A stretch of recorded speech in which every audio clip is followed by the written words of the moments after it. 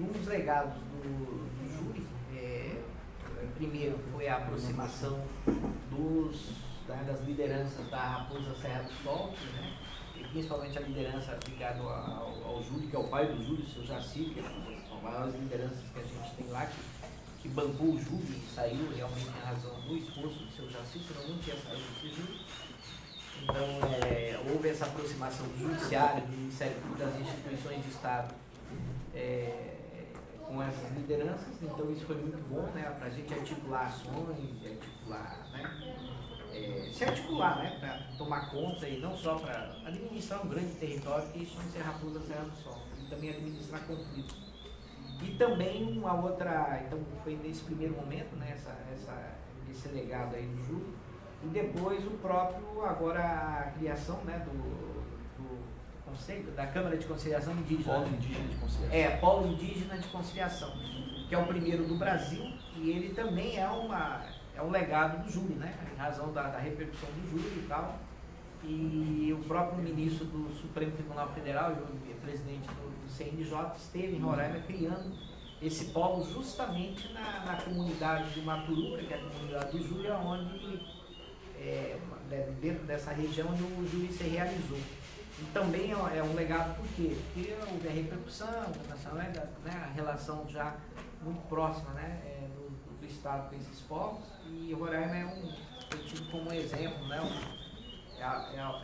está sempre na vanguarda em relação a isso. E aí, então, esse foi um dos legados então o Juco também vai falar um pouquinho dessa Câmara de Conciliação Indígena existente lá, né? Então, eu acho que o Ministério Público você fez muito mal representar no júri, em razão dos colegas despreparados e até da própria condução do júri, que talvez o júri fale um pouquinho melhor sobre isso, né? E para nós a ideia mesmo que ficou, eu acho que o sentimento é de que as resoluções, né, resolver os problemas ocorridos dentro de terra indígena e entre indígenas deve ficar realmente a cargo deles, evitar, né, das instituições do Estado ir lá para dentro e tentar resolver isso. É um desgaste, né, muito grande, é um despreparo de nossa parte, uma insensibilidade para a gente compreender a dinâmica comunitária, né? Mas como foi em terra indígena, onde os envolvidos são indígenas, e onde já havia uma aproximação mínima, já lá em Bonfim também nós já estávamos conversando lá com a terra indígena Raposa Serra do Sol, por que não realizar isso também com base em algo bem pormenor, que eu conto já de 2 anos atrás, que situação parecida nós realizamos um júri lá na comarca de Normandia, na comarca de Bonfim, no termo judiciário de Normandia, com base nessas experiências anteriores, por que não realizar em um lugar que eles se sentissem mais confortáveis, em um lugar que eles se reúnem comumente para decidir as suas questões. E um lugar desse bem simbólico é o Malocão, da homologação, que é um lugar de resistência. Foi um lugar de resistência e é ainda um lugar de resistência com relação à diversidade cultural daquelas comunidades, que é o Malocão da homologação, que é o centro comunitário Maturuca, na terra indígena Raposa Serra do Sol. E fomos conversar com o Jacir, com seus filhos, Júlio Macuxi, com seus cunhados, Martinho é cunhado, não é isso? Casado com a irmã sua? Pois é, Martinho e outras lideranças, e foram várias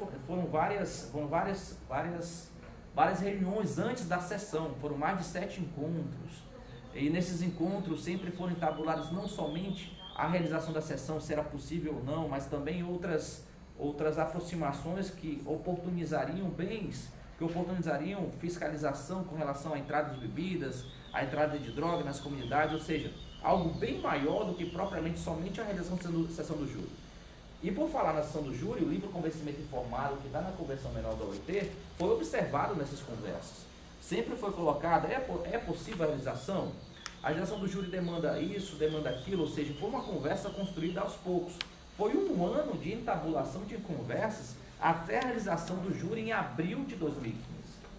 Ou seja, não foi algo determinado, vai ser numa homologão por parte do Estado juiz, nesse dia tal, lá vai ter jurados. Não, foi algo construído de forma bem tranquila, de forma bem serene, com as comunidades indígenas, aos poucos, até desembocar na realização da sessão do júri.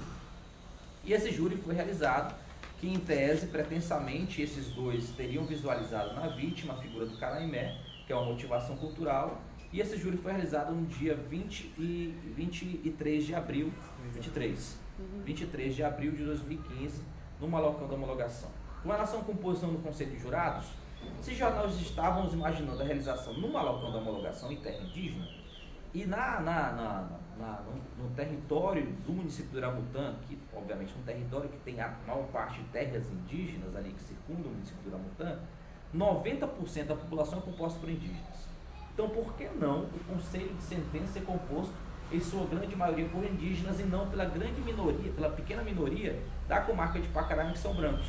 Então a gente pegou pessoas da comunidade, diversas, agentes de saúde, professores indígenas, todas as pessoas que estão ali na comunidade indígenas, e colocou para serem sorteados por conselho de sentença, por 25 jurados serão sorteados à época, serão sorteados no dia da sessão. E foi feito sorteio com a presença do Ministério Público, com a presença da Defensoria, com a presença de advogados, e tudo assinadozinho lá na comarca, e foi feito sorteio. E com base nesses 25 que compunham ali minimamente as pessoas que seriam sorteadas por conselho de sentença, a gente levou isso para ser sorteado no dia da sessão do júri. E a sessão do júri foi realizada. Uma atuação nessa sessão do júri, uma atuação normal. Quem já assistiu a sessão do júri aqui na comarca do Rio de Janeiro, qualquer ou sessão judiciária, Justiça Federal, já viu uma sessão, foi uma atuação normal. Uma atuação onde o órgão ministerial acusa. E o órgão ministerial acusa em uma perspectiva técnica, sim, às vezes, mas em boa parte é uma perspectiva teatral, uma perspectiva... Me permita destacar normal. Usual. Não foi nada... Não pode ser considerado normal. Não foi nada diferenciada. Só que, para quem está olhando, para quem for estudante de direito, ou para quem é profissional do direito, é normal. Usual. Agora, para os indígenas, que estavam muitas lideranças naquele dia, Thaís pode falar a respeito disso, estavam presenciando o ato, para os indígenas foi brutal. Porque foi totalmente fora de um contexto de discussão tranquila, no qual eles resolvem as suas questões internas. O que fica? As reflexões que estão sendo construídas com o tempo. Já tem mais de um ano que o júri se realizou. O júri foi confirmado por acordo no Tribunal de Justiça no início desse mês, mas em uma perspectiva, em um olhar de argumentos estritamente dentro do direito estatal, e não, obviamente, reconhecimento do sistema jurídico ou algo nesse sentido, e do ponto de vista procedimental, única e exclusivamente. Ou seja, as reflexões estão sendo construídas, tem algumas que a gente pode colocar mais à frente, mas em linhas bem gerais, desculpa ser muito mais alongado, mas é importante colocar a origem. Não foi algo que aconteceu do nada, não se construiu do nada, foi algo que foi construído com os anos e com as experiências que foram compartilhadas, sendo observadas e sendo refletidas. Muito obrigado. Luiz, então agora a gente vai ouvir a outra voz.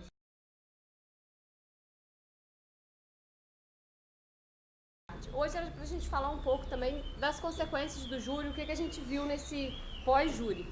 Semelhante ao Aloysio, eu também tenho uma dificuldade de hoje conseguir analisar bem e ter muito claro como foi a realização desse tribunal do júri e a minha atuação, até porque surgem uma série de questionamentos a respeito dessas sensibilidades jurídicas em como lidar com a diferença e como realizar esse tribunal do júri dentro do Malocão da homologação, lá na Maturuca, e todas as implicações que isso acarreta.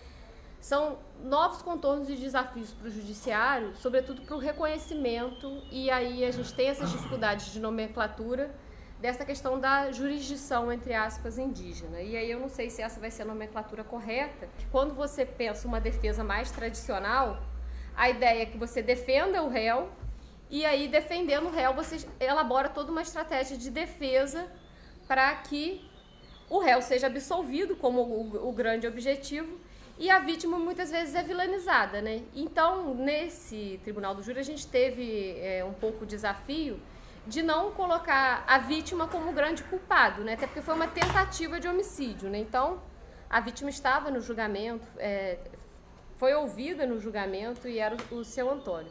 Então, a gente teve todo um cuidado de dizer que, efetivamente, ele não era um Canamé e que, naquele contexto de animosidade e de falta de bom senso um pouco, né, que se formou lá no Iramutã, onde aconteceu o delito, que se não se justificaria, mas se entenderia a possibilidade de cometimento do delito. E aí, então, por mais que eu não tivesse me prendido ao tecnicismo da legislação, eu utilizei a possibilidade de legítima defesa, né? E aí você vai falar, mas legítima defesa é contra o quê? E aí eu não quis questionar se essa ideia do Cainamé seria uma possível ideia ou não. Na verdade, eu queria dizer que a vítima não era o Cainamé, mas que naquele contexto isso poderia ser visualizado. E aí eles não poderiam agir de outro modo, é quase uma obrigação moral se entendesse que naquele contexto poderia ser visualizada essa figura, não poderia se agir de outro modo a não ser eliminar a figura do Cainamé, que era quase uma obrigação. E aí isso, né, é chamado de inexigibilidade de conduta diversa.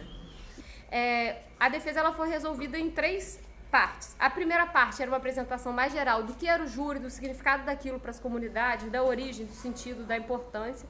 Um pouco do que a gente fez aqui, né, da observância da legalidade, dessa ideia da diversidade da justiça indo até o povo. E aí expliquei o inquérito e o processo do júri, como funcionou, o que aconteceu, e até porque os réus tinham sido presos um determinado período de tempo, e aí falei um pouco sobre isso para as comunidades. E a parte final, que para mim é uma das partes mais importantes e a parte que eu tenho que aprofundar mais, é essa ideia do restabelecimento das relações comunitárias, que o júri vai falar sobre isso. Porque com o julgamento após o tribunal do júri, na verdade eles estabeleceram uma espécie de penalização tanto para os réus, quanto para a vítima e quanto para uma testemunha. Então, assim, para o nosso cenário jurídico, isso é uma perspectiva diferenciada, vocês concordam? Vocês já viram um tribunal em que a própria testemunha recebe uma penalização? E a maior pena foi da testemunha. A maior pena foi da testemunha. Porque essa testemunha, ela estava envolvida no contexto do litígio da animosidade. O que aconteceu? O Júlio disse que é o único que ainda está cumprindo, né? Só um adendo, eu acho que uns 2 ou 3 meses depois eu fui até a comunidade do Barro, não sei onde é que vocês estavam, Pedra Branca. Pedra Branca. Aí eu tava sentado na mesa conversando com ele depois do juiz, 3 meses depois. Aí do nada eu vejo o Elcio me deixando o café. Aí eu vejo o Elcio, um dos acusados. O Elcio foi o que eu fiz a defesa, era Elcio e o Valdemir, 2 irmãos. E eu vejo o Antônio, a vítima, passando com café, levando para o outro lado. Ou seja, eles estavam prestando serviços para a comunidade, cumprindo a pena imposta pós realização da sessão do júri. E nessa terceira parte, o que eu foquei também é essa necessidade de uma suposta diversidade e interculturalidade e que a gente tem que defender um certo espaço no sistema jurídico brasileiro em relação a essas possibilidades. Aí falei um pouco da Constituição de 88, de como os direitos indígenas foram consagrados num capítulo próprio nessa Constituição e que não adianta, claro, né, o papel aguenta tudo, não adianta você ter só a disposição abstrata, quando na realidade concreta você não tem efetivamente a garantia desses direitos. A gente não queria que a vítima fosse penalizada e sim que as comunidades pudessem voltar a dialogar após o júri para pensar em toda essa composição. E eu acho que é um pouco dessa composição que o Júlio vai falar a seguir, e aí eu já passo a palavra para ele e encerro a minha fala e deixo depois para vocês.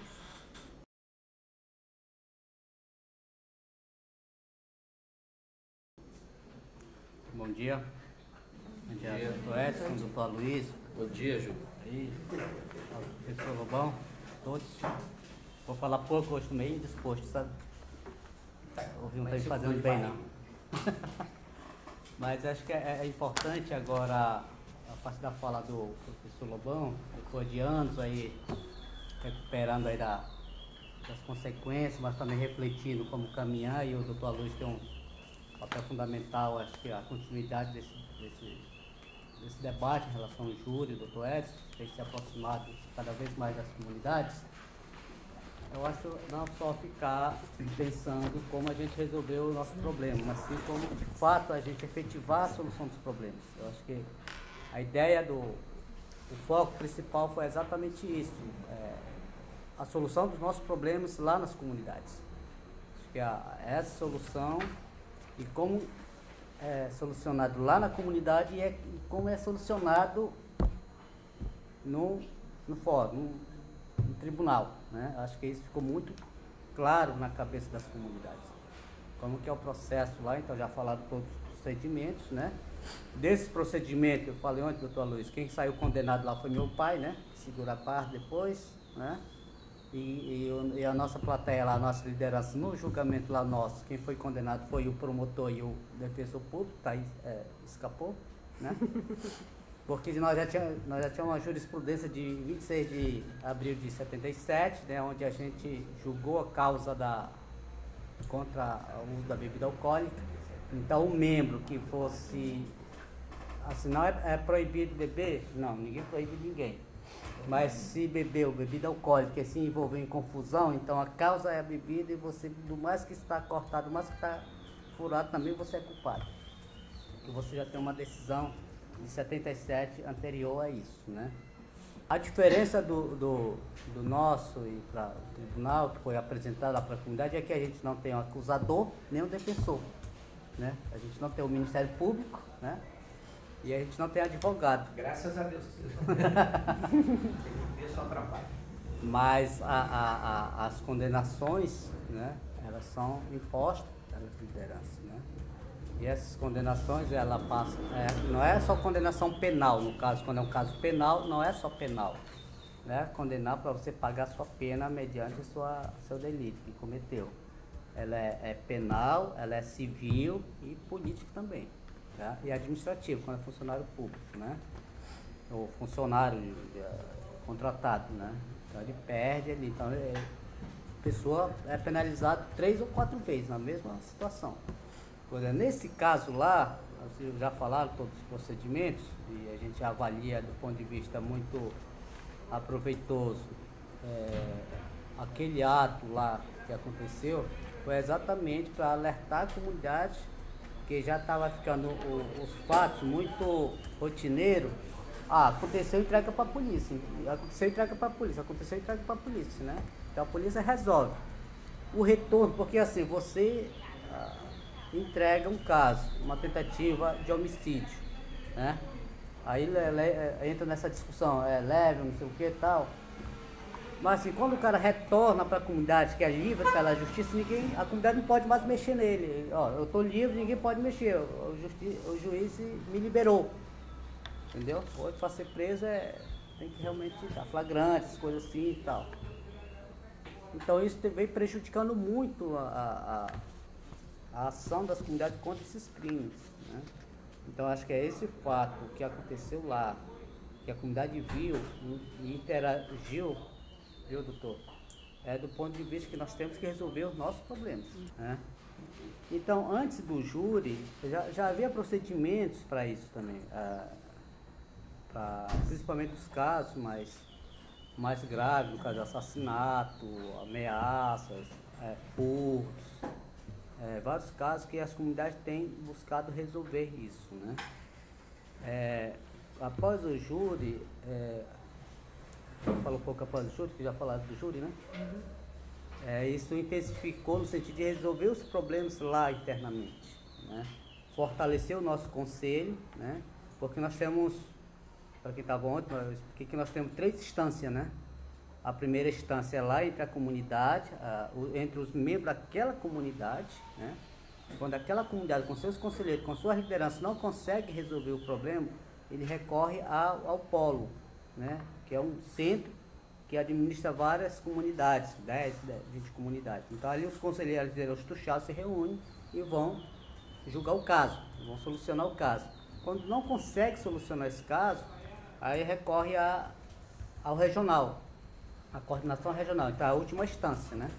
Digamos que seria o nosso supremo lá, entendeu? E aquelas decisões lá que é tomada, está tomada e está decidido, tá? Então acho que são essas situações que aconteceu, por exemplo, para acontecer esse júri, né, o doutor Aloysio abordou muito bem, que foi uma conversa, né, de vários dias, mas que foi tomada uma decisão com todas as lideranças, digamos na Suprema Corte nossa, né? Mas alguém tinha que segurar as consequências disso, porque assim, eu já tinha ido no tribunal, já conhecia como era o júri, mas os nossos tuxal, a nossa liderança, nunca imaginaram que a armação seria aquele momento lá, aquele ato lá do júri, né? Como seria a defesa, tudo mais. Porque nós temos um princípio de respeito, né? assim, você fala, argumenta, eu tenho que te ouvir, mas também você me ouve, e a gente senta na mesa e vamos debater e vamos decidir. Nesse procedimento de acusação, por isso que eu falo, por que o promotor foi condenado? Porque ele votou com respeito ali. No tribunal, lá no fórum, lá, acho que é normal, né? Xingar, tudo mais, lá para eles é normal. Lá na comunidade, para nós, não é normal, sabe? A gente vai receber uma coisa aqui, mas como que vamos trabalhar com ele lá para frente? Se a gente vai querer novamente, se a gente vai aceitar novamente. Também foram várias discussões, né? Voltando que foi se criado vários procedimentos, um termo de compromisso, várias regras, tudo mais, inclusive da publicidade desse ato, né? Então foi criado vários critérios para isso, e de respeito. E isso foi garantido, né? O doutor Aloysio garantiu isso, olha, então, o que vocês determinar, a gente vai cumprir. Uns diziam que foi um fracasso, né? Outros dizem, para a nossa comunidade, na avaliação, os fatos desrespeitosos que aconteceu lá para nós não foi bom, mas para uma avaliação mais profunda de continuidade, de querer o bem para o nosso povo, foi um alerta, né? E agora, nesse aspecto de alertar, é que nós temos que construir. E aí, então, no dia seguinte, o que aconteceu? Ó, o fulano foi absolvido, né? Ó, o fulano foi condenado, mas não foi preso. Lá, que nós discutimos profundamente durante a nossa reunião, nosso julgamento, o que se deu? No dia seguinte, nós sentamos para avaliar, onde a gente colocou aspecto positivo e aspecto negativo do ato, e à tarde nós sentamos então para fazer um novo julgamento, né? Porque assim, olha, para a família, ele aceita para o julgamento dos brancos, né, foi condenado, então a família do réu está mal, né? O cara foi condenado e então a família que se dane. Se fosse uma absolvição ali e tal, o cara matou e foi absolvido, o réu, a família da vítima passa mal, né? Mas é a justiça que decidiu. A gente não enxerga dessa forma. Ah, condenou, julgou, está condenado, então pronto. E esse aqui se vira, então eu estou bem, né? Eu ganhei, digamos assim. A gente nunca olha para esse lado. Nós entendemos que o cara que sofreu, a vítima sofreu, a família tem que ser trabalhada, tem que ser tratada no seio da comunidade. A família do réu também tem que ser tratada no seio da comunidade, porque é uma convivência ali harmoniosa que nós temos que construir, sempre foi assim. E que assim, essa coisa do encarceramento, a gente nunca acredita que é uma penalização justa. Nunca vai reintegrar esse cara de novo na nossa sociedade, né?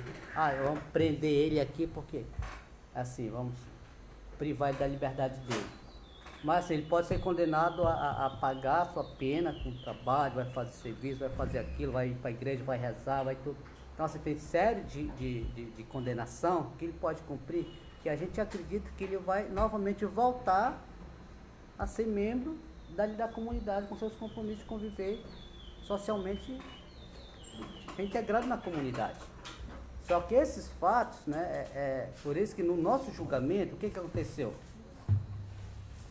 Aí eu vou falar já do nosso julgamento, tá? A vítima estava lá no Iramutá, estava bebendo bebida alcoólica, então só por isso ele tinha que ser condenado, né? Já nesse fato já tinha uma condenação sumária para ele. Em razão de uma liberação de 77. De 77. Que vocês já definiram que não era proibido cometer um delito quem fizesse isso.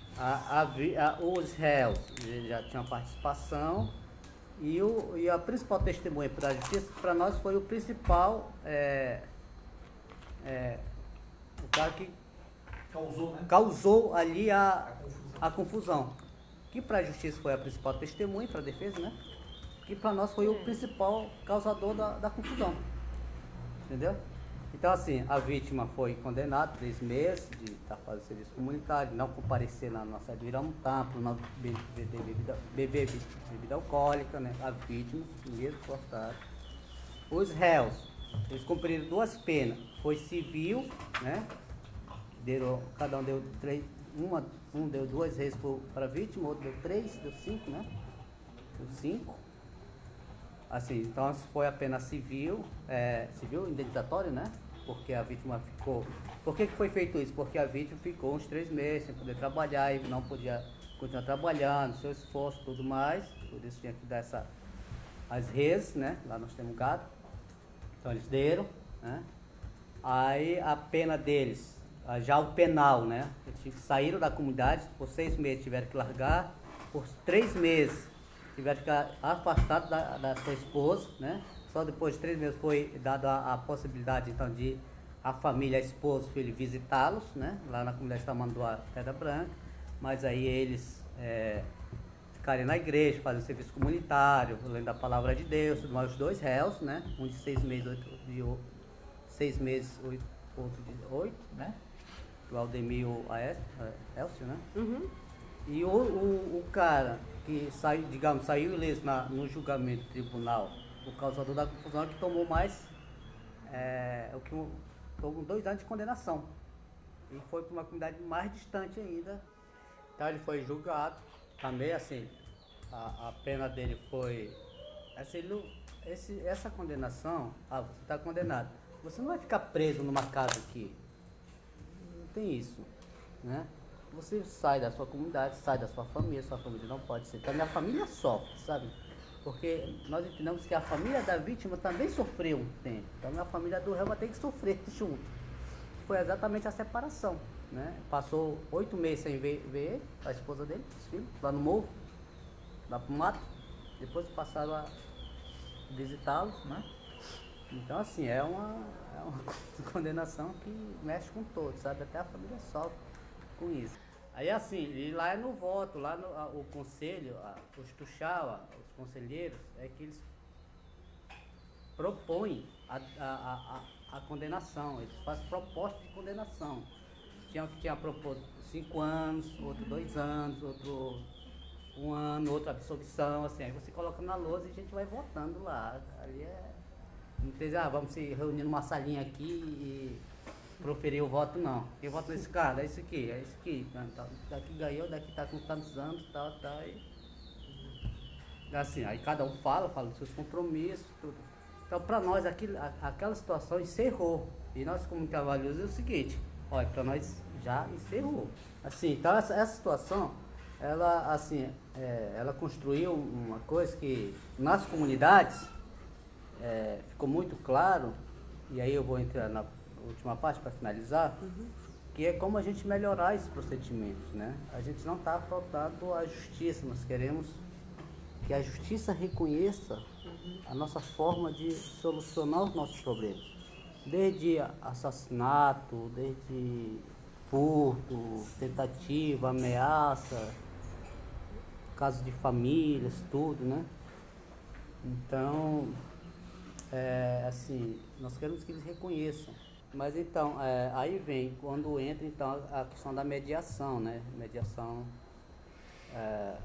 de conflitos, essa resolução lá interna, porque é um passo importante para nós, porque também o Estado, hoje, muitos casos que chegam na delegacia, que chegam na polícia, eles remetem novamente de volta para a gente resolver, antes de o delegado, o sargento da PM, o delegado, encaminhar para o Ministério Público lá, fazer a denúncia, tá? Seguir esses procedimentos normais da questão penal, né? Tem essa questão civil, tem a justiça itinerante, tem indo lá, às vezes só faz confusão, não consegue resolver. É outra situação que nós estamos debatendo lá, essa justiça itinerante, até acho que paralisar lá, não aceitar mais. Mas não é fácil também, porque assim, nós somos 47 mil indígenas na área leste, né? E os parentes, aqueles que estão, igual o doutor Luiz falou, os que estão de acesso livre, na beira das estradas e tudo mais, entra várias situações, tem umas comunidades mais distantes ainda que não estão com acesso à estrada e tudo mais, que tem mais ali, são mais protegidos, e os que estão próximos de estrada são vulneráveis. Então há uma reação, toda uma entrada de situações para dentro das comunidades, a questão de bebida alcoólica, droga, entra, né? Muito suicídio agora está acontecendo bastante. Então, eu acho que situações que a gente está de fato trabalhando e novamente pedir apoio de vocês. Esse estudo científico ela é importante para a gente colocar isso para os tribunais, para os juízes, para o governo também. E há uma interação, essa desconexão que o Dr. Aloysio fala é exatamente isso. Acho que eles não têm um olhar diferenciado das comunidades, mas nós temos um jeito de resolver os nossos problemas. Acho que é esse jeito de resolver os nossos problemas, sem interferência do Estado, mas que de fato seja concretizado, seja garantido isso, né? Porque isso é normal e a gente respeita. Tem casos que a gente consegue resolver lá, mas a família da vítima do réu não fica satisfeita e encaminha os casos para a justiça. Aí é com eles, né? Mas assim, nós queremos evitar isso também, tá? Gabriel. Eu reconheço que, de fato, e é por isso que eu reconheço que assim, não dá para enxergar a coisa só do ponto de vista jurídico, é impossível. Eu não consigo justificar isso do ponto de vista da Constituição. E eu queria saber se existe uma forma de justificar isso do ponto de vista da Constituição. E a ideia seria como justificar essa diversidade, o pluralismo jurídico, do ponto de vista constitucional, sabe? Sem pretender querer extrapolar ali a questão do direito. Ainda que isso, eu não sei se nem isso é possível. O que ocorre? A partir da Constituição de 88, né, com o processo de democratização no Brasil, ela acabou desencadeando uma série de outras constituintes, reformas constitucionais. Né? Então, a nossa foi a primeira, a partir da nossa. Aí veio 91 na Colômbia, veio 90 e pouco na Venezuela. As outras constituições posteriores, elas expressamente trazem, aí eu vou te citar, que vieram depois. Colômbia, Peru, Bolívia em 2009, Venezuela, México em 2001, México, Nicarágua, estou dizendo Nicarágua, tem mais umas 3 ou 4 aí. Todas elas prevêem expressamente a jurisdição indígena, a jurisdição campesina, a jurisdição originária indígena, como a Colômbia fala e tal. Todas dizem o seguinte: o Estado se reconhece como Estado plurinacional. Diz, nós não somos um Estado plurinacional formado por várias sociedades, por várias nações. Né? Eu não vou entrar também nesse conceito de nação, mas é a expressão dos textos constitucionais dele.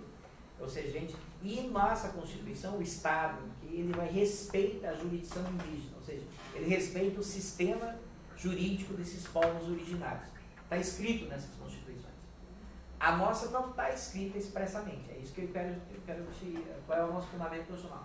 Por que a nossa não está escrita? Nossa, primeiro, ela foi a primeira, de 88, as outras eram depois, elas foram aperfeiçoando, né, pegando a nossa como modelo, naquela ideia do Marcelo Neves, de transconstitucionalismo, já que gosta, o Lobão não gosta dessas palavras. Eu mostrei para o professor, você gostou, professor? Não. Não gosta. Mas a gente do direito gosta muito disso, né, dessas etiquetas, desse tal. E a nossa não. Agora, onde que está? Onde está o nosso discurso? Né, tá. Começa no preâmbulo da Constituição. Eu não vou entrar aqui o que é preâmbulo da Constituição, o que é, mas o preâmbulo não é uma norma constitucional, a gente sabe disso.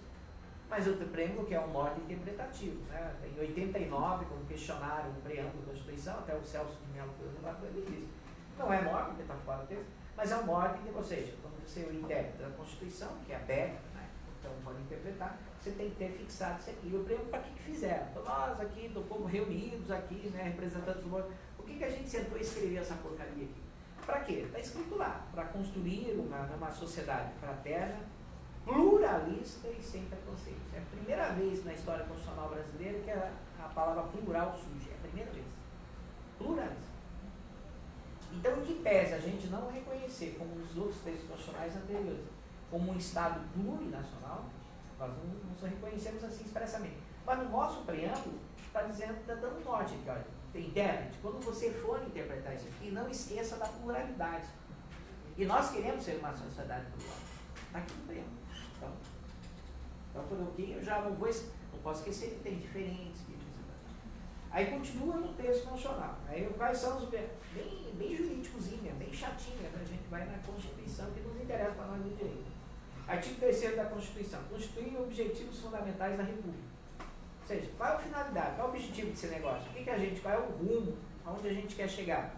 Está lá no inciso 3. no inciso 4, promover o bem de todos, sem preconceitos de origem, raça, sexo, cor e de qualquer outra forma de discriminação. É a ideia de pluralidade, a ideia de respeito aos outros diferentes. Então, a ideia é uma interpretação sistêmica, é isso que eu quero colocar para você. A ideia é, você pega desde o triângulo norte interpretativo e começa a adentrar no campo normativo da Constituição. O artigo 4º, que é muito, eu acho esse artigo 4 muito interessante. A República Federativa do Brasil rege nas suas relações internacionais. O que é isso aí? É um princípio das relações internacionais. Como é que o Brasil deve se comportar em relação aos outros estados da comunidade internacional. Lá no inciso 3º, autodeterminação dos povos. Olha que coisa interessante. Então, nas relações internacionais, o Brasil está autorizado a reconhecer povos que se autodeterminam, mas não necessariamente na forma de Estado. Não está escrito autodeterminação do Estado. É a autodeterminação dos povos. É aquilo que eles querem. Mas o 215, lá no parágrafo 1º, e no parágrafo 2º, ele reconhece o seguinte: o direito dos outros grupos participantes do processo civilizatório nacional. Ou seja, novamente o texto constitucional reconhece que nós somos formados por outros grupos. Vários grupos de gente diferente. E 200 e o parágrafo 2º aí fala em etnia, né? Também reconhece os diferentes segmentos étnicos nacionais. Você novamente reitera a ideia de que nós somos uma pluralidade de povos. Está escrito na Constituição. Por que eu estou dizendo isso? Porque no 216, aí que também é o início de a gente entender isso como um direito. Né? O direito deles. O 215 constitui patrimônio cultural brasileiro. O que é? Bens de natureza material e imaterial dos direitos, né, e tal, formadores, grupos, novamente, né, dos diferentes grupos formadores da sociedade brasileira, nos quais se inclui, e aí, forma de expressão, e aí que a gente usa bastante o inciso 2, os modos de criar, fazer e viver. O modo de vida desse pessoal, esse modo de vida desse pessoal é direito deles.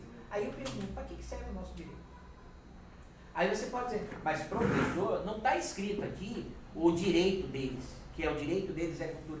Graças a Deus que está. Porque a palavra direito é recto, direto, uma palavra latina que não tem na compreensão deles. Né? A gente hoje, uma palavra que a gente trouxe de fora, direito a gente divide em caixinha, religião, moral, ética, não sei o que, e direito é isso. Para eles é tudo comportamento, é tudo prescrição de comportamento, é tudo controle de comportamento e tal. Então, muitas vezes, como eles usam normas religiosas, normas, né, culturais, é como direito. Então, ainda bem que não está a palavra direito aqui, porque o Yanomami não sabe o que é direito, não sabe, porque eles não têm essa caixinha que nós criamos isso.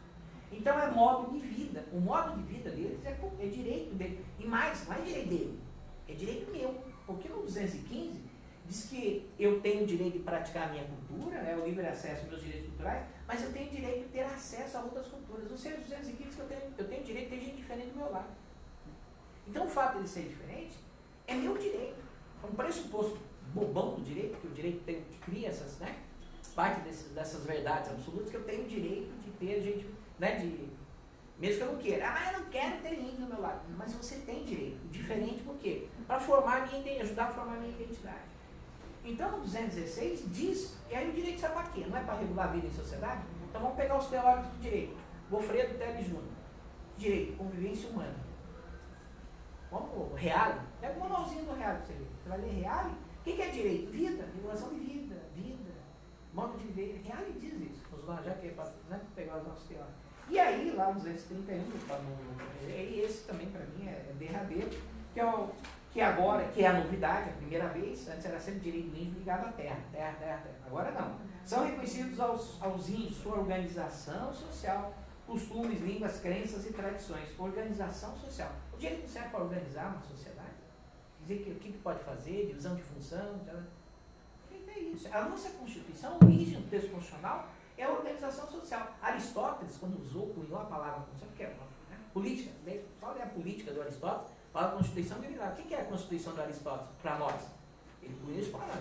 É divisão de função. Quem vai fazer o quê? Mais tarde, com as revoluções burguesas, aí botaram, né, as garantias e direitos fundamentais aqui dentro, naquela questão burguesa, lá contra o arbítrio do Estado. Então, ou seja, o nosso sentido de Constituição, o nosso sentido de direito é isso, né? Em que pesa a palavra jurisdição, que é uma categoria nossa. Direito, fomos nós que inventamos isso, entendeu? Eles não têm expressão de direito. Procurado em 2014 por uma mestrando, um jurista daqui do Rio, nessas nossas condenações. O cara brigou numa festa, vai ser amarrado e é amarrado mesmo. Só vai ser liberado de novo quando terminar a festa. Isso, do ponto de vista, aí eu até previ ela conversar comigo. Então vocês são denunciados por direitos humanos. Entendeu? Ela é mestrando em jurista, eu até escrevi o nome dele. Assim, então vocês serão denunciados por direitos humanos. Você não pode fazer isso. Aí vai lá dizer isso pra nós lá, se não ficar amarrado no lugar. Obrigado, desculpa alguma coisa. Obrigada.